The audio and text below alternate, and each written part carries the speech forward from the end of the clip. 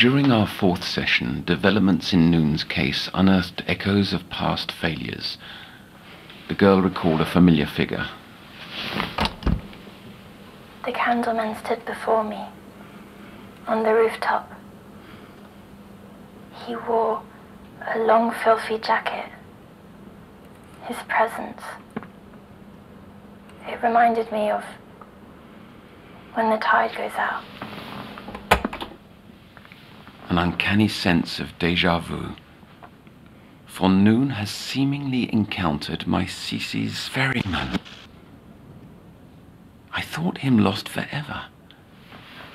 Yet, if true, he's somehow found a way back to where he began. And who is he?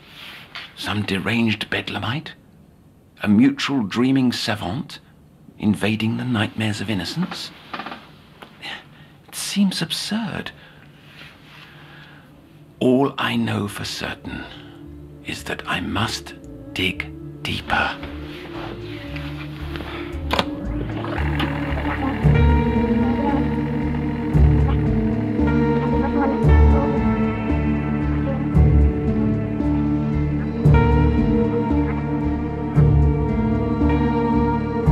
You're listening to The Sounds of Nightmares, an audio fiction series from the world of Little Nightmares.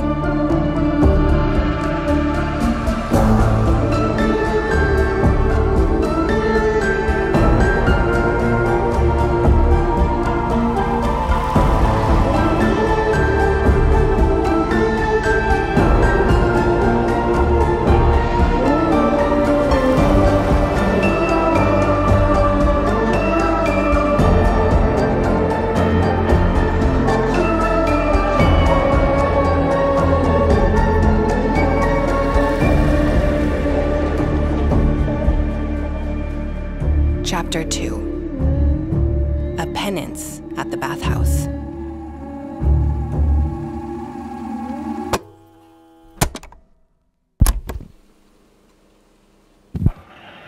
This is the Counsellor.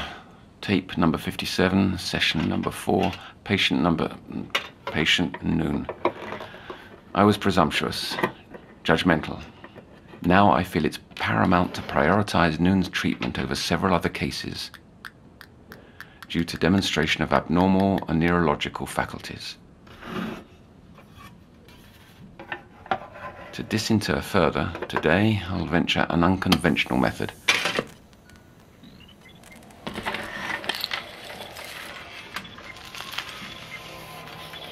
Admittedly dated, but this device should help attain further clarity.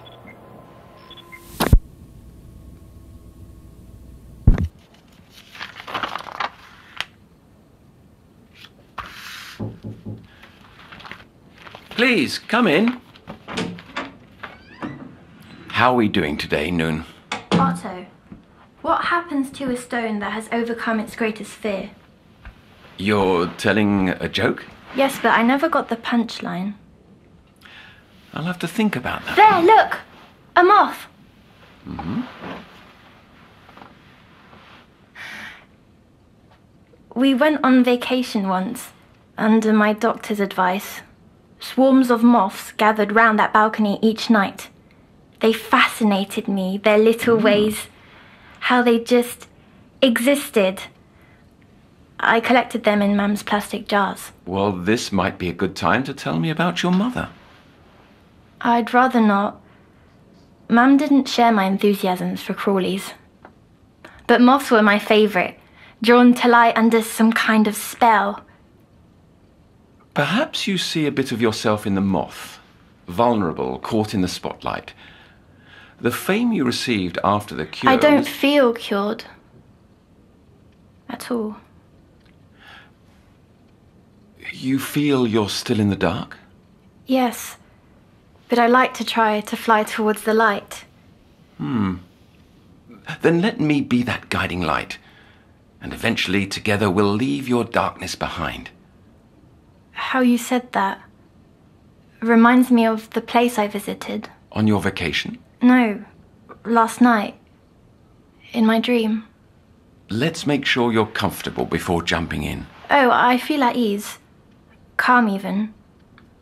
Can I tell you about it? If you like, then I suppose you I could. awoke to wet air on a rooftop. Peeking over the ledge, I saw an ocean stretching all the way to the horizon.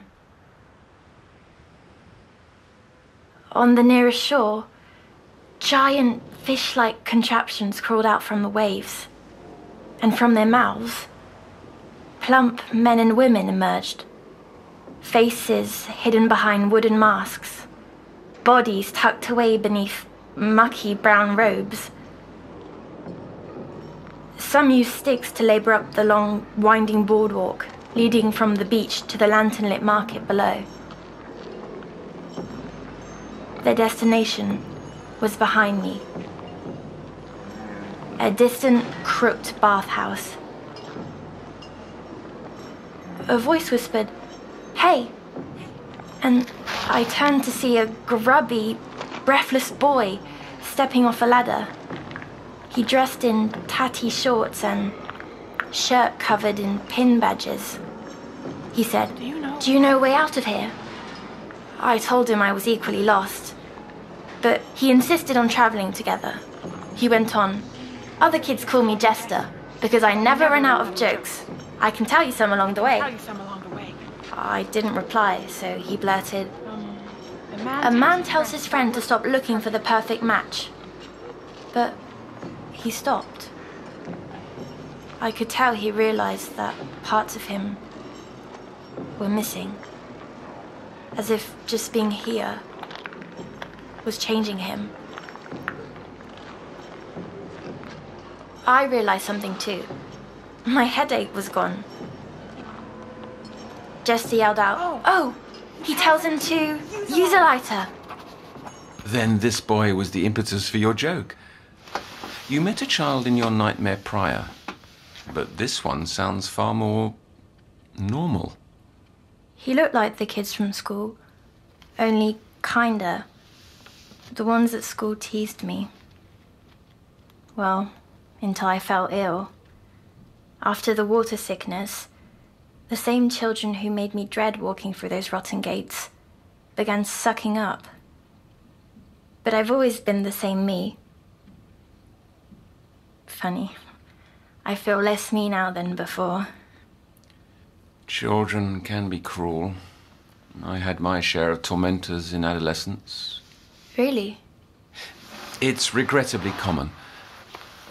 Tell me what happened next. Jester pulled my arm. "Look," he said, pointing me to long planks of wood laid out like bridges between the rooftops.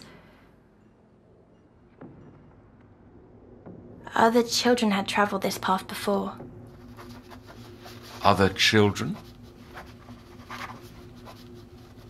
The walkways had been placed there. They were too narrow for those swollen adults below. It must have been other children. And Jester, he was real too. I felt his presence, just as I feel yours here in this room. Could that be the dream sharing you spoke of? Let's not leap to assumptions. Go on. The planks? We carefully walked each one, building to building. Below, the masked figures continued their walk too. Every now and then, a traveller would leave their place in line to take goods from the many merchants who'd offered all manner of soaps and perfumes. Their flowery smells mixed with the fishy stench pouring from the chimneys of the bathhouse.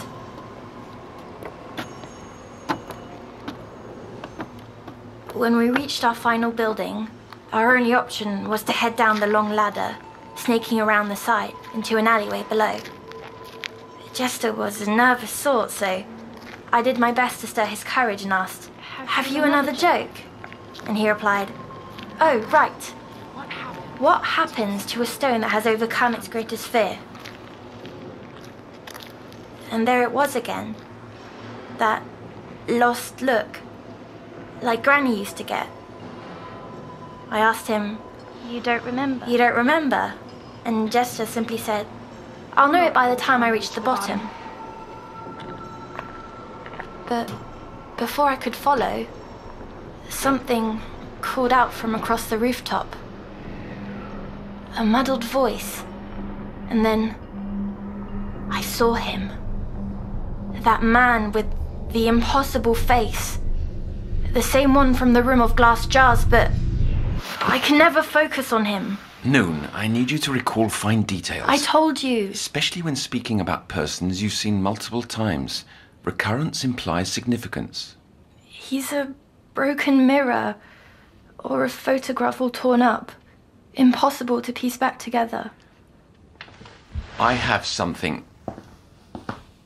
A magic glue for your mind.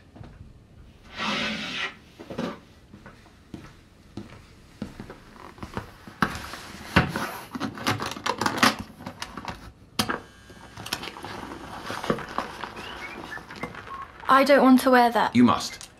If you cannot remember specifics, then I cannot help you. I must know about this mystery figure. I simply must.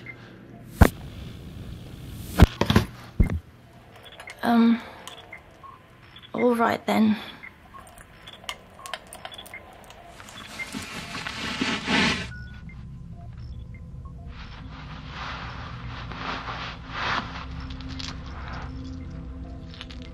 A pendant? This belonged to someone very important. Gazing into its spiral always gave me relief. I found it can be used to offer my patients that same relief through hypnotherapy, which will help you remember this, The Candleman. It's my name for him. I'd like you to gaze into the spiral.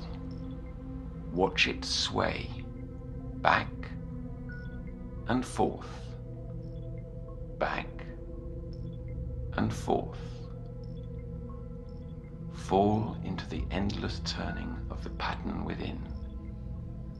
And as you drift away, drift back into dreaming. Drift into a world coming clearer. Yes, I see. Then tell me of the Candleman.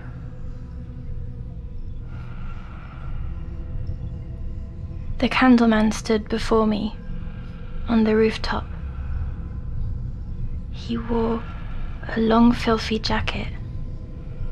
His presence. It reminded me of when the tide goes out. And his face. It moved beneath his hat. Like soup. Bits and pieces rising and sinking. Wait. I can see a little better now.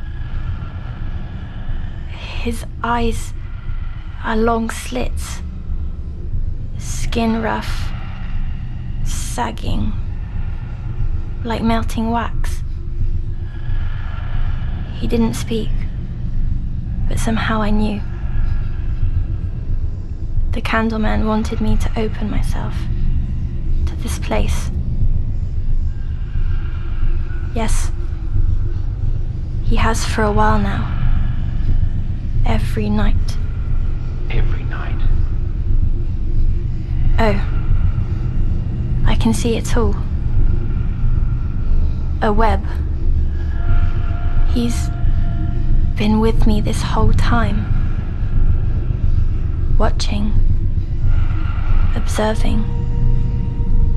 Waiting. What does he want? I don't know. Someone shouting. I turned to look. I'd like to keep talking about... No, when I turned back, the Candleman was gone. I rushed to the ladder. At the bottom stood a fork-covered brute with filthy arms. He must have broken away from the boardwalk, and something hung in his hand, flapping like a fish. He headed to the bathhouse and something told me to follow. As I climbed down the ladder, I passed by an open shop window and poked my head inside. The merchant spoke in a raspy voice. "What's your pleasure?" A desperate moan came from the customer, and he said, "Suds, to cleanse this profane skin." And then the merchant lifted a bottle of pink liquid and said, "This'll ease your pain."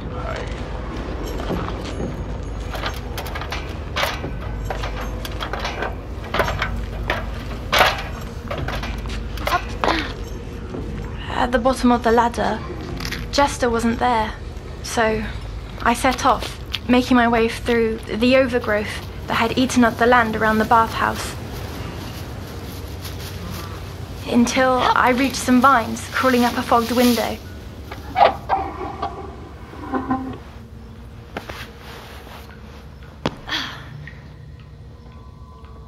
I was in some kind of store closet.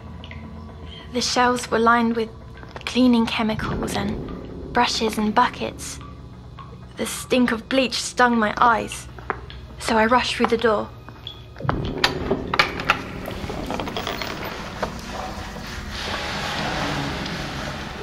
A room with shallow pools, and the same polluted taste in the air as the stream by our apartment. The water parasite preoccupation. Something lives on, even after the cure, pinching my skin, pulling my organs. My head's like cracked pavement, and my scalp is itchy, so itchy. Ugh. Enough scratching.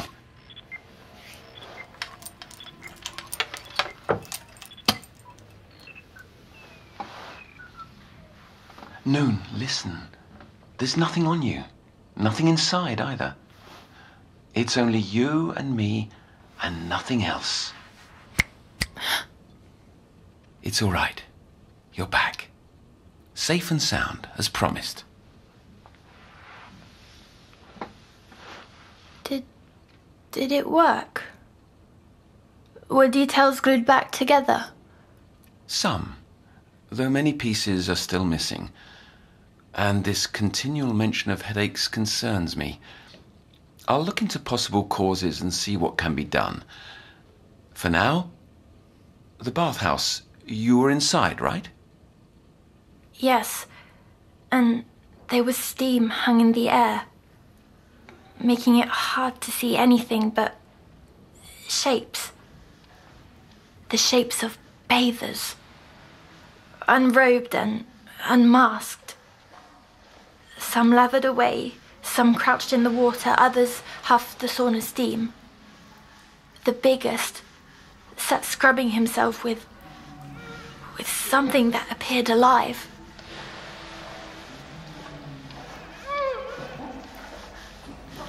Creeping through the steam, I hid behind a bucket. The big one was before me, barely resembling a human. His body was raw and brown. He rapidly repeated, "Divide the ground from the divine," over and over.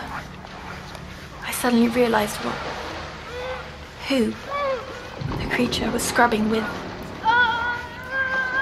It was poor Jester, sobbing and thrashing for his life. Stumbling in horror, I slipped on the slimy tile, and the room went silent as they turned their heads and began a haunting chant. "Cleanse her, cleanse her." Voices piled as their shapes stood and staggered into view, their bodies scrubbed into raw spectacles. There was nothing I could do for Jester, so I picked myself up and ran for the door, but it was shut tight. The bathers drew near, arms reaching out. My hands grazed a crevice on the wall, which I slipped through just in time.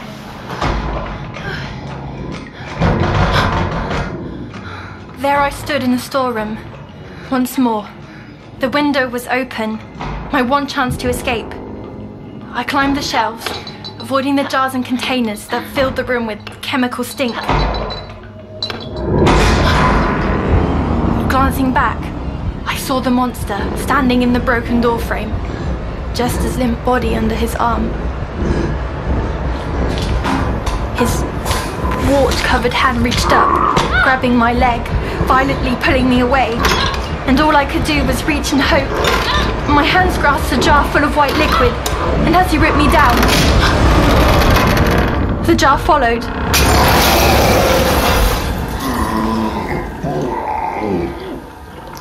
The liquid covered him, head to toe, unleashing a cloud of gas that burned the very air, washing over me, sending me into darkness.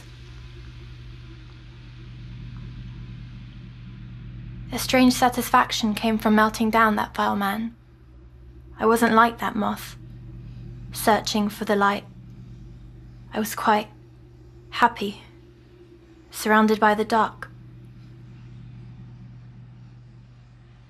Soon enough, I was back here, in the copy. A more intense, personally rooted conflict this time. A desire to be clean, perhaps to wash away memories of invasive experience that your anxiety is fixated on. Yet, what bemuses me is your insistence on actuality, claiming material presence of others and environment. But didn't you say I could be sharing dreams? Yes, but that's a different phenomenon. We must prescribe further research. I will need to begin nightly tests and observations to aid in reaching differential diagnosis. Experiments? Do we have to, Otto? They'll help you feel better, and that's what you want, isn't it? Well, yes. Of all things, it's the sound of Mum saying, "Night" I miss most.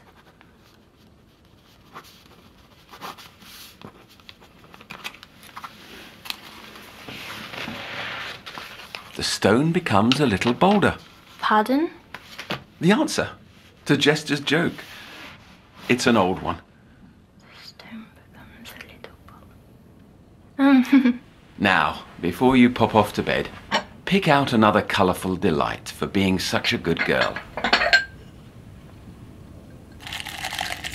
Sweets for my sweet.